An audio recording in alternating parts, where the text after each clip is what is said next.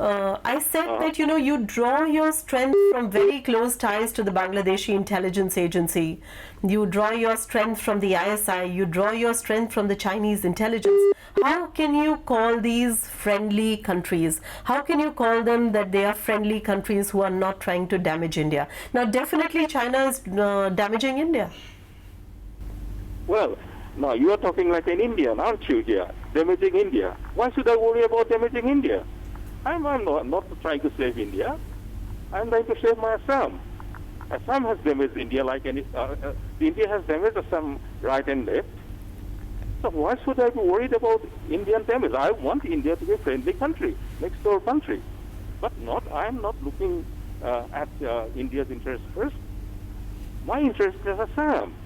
I'm not an Indian person. Neither are all my colleagues in the organization.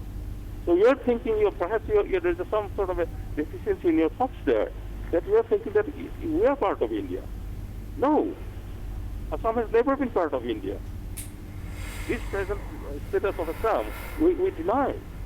It's a forceful occupation by Indian establishment, use of military forces.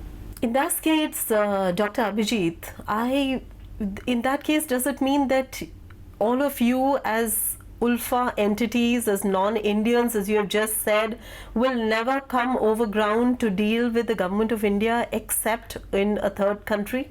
That's the case now. Not to deal with India. The word is, I think, deal is a deal where you make deals and give compromises. We're not making any compromises. We're making our stance very. Let us call it association and negotiations. So how will you ever come over ground to deal or to understand or to negotiate or to associate with the government of India in any way to bring peace to the state of Assam? Do you see a situation in the next few years where Assam will break away from India? Not Assam will break away. We expect India respect the historical entity of Assam independent status and very gracefully return our sovereignty and be a friendly next door. On that basis, we can negotiate for the future state-to-state relationship without any qualms. As I said, we do not want to be enemies of the state of India. We want to live in peace next door, side by side. And as you said, the word negotiations, we can negotiate in areas of economics, in development. We know that India is progressing. That's good luck to India. We want India to develop. And that will be a example to the people of Assam that you would need to march ahead faster than India and show India that Assam can do better. Can you be associated? Dr. Abhijit, that brings me back to the statement that you made that these are friendly countries, and we were referring to Bangladesh, Pakistan and China as friendly countries which will not damage the prospect of Assam. But at the moment, you know that as we understand that the anti-talks faction of Ulfa is currently, which has not joined the talks, you are cornered and you are dangerous for the state of Assam and for the people of India. You have made no secret of the fact that Pakistan has supported Ulfa and encouraged you and your comrades to step up your activities in Assam. So the people of Assam do see this as violence and something that is anti-Assamese. How will you ever come out of the clutches of these countries which you call friendly and we call enemies? Right, okay. No, I appreciate that. First of all, I did not tell that countries are friendly or unfriendly. I said my organization will shake hands with friends with keeping interest of Assam at heart. So our interest is sovereignty of Assam. There will be countries, as you know, at the time of Bangladesh independence, India gave the friendly hands to the people of East Pakistan at the time. And there are examples, similar examples in other parts of the world in restoring sovereignty of the both sovereignty to the particular part. So, as I said, in international politics, there is interest, there is no permanent friend, no permanent foe. we do not expect that India should, being a mature country, keep on using propaganda against my organization, which has taken a defensive posture to protect the people of Assam and its interests.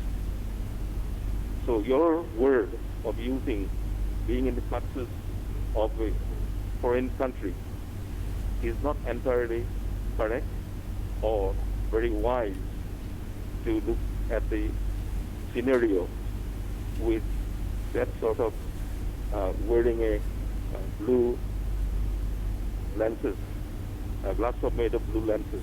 Do you think that the recent peace initiatives taken by New Delhi with several militant groups in the northeast are sufficient to solve the insurgency problems of the trouble-torn northeastern region? India is a mature country and has been very successful in international diplomacy. So India obviously is trying best to minimize the impact on her interests. Any Indian would do that, and I wouldn't blame India for that.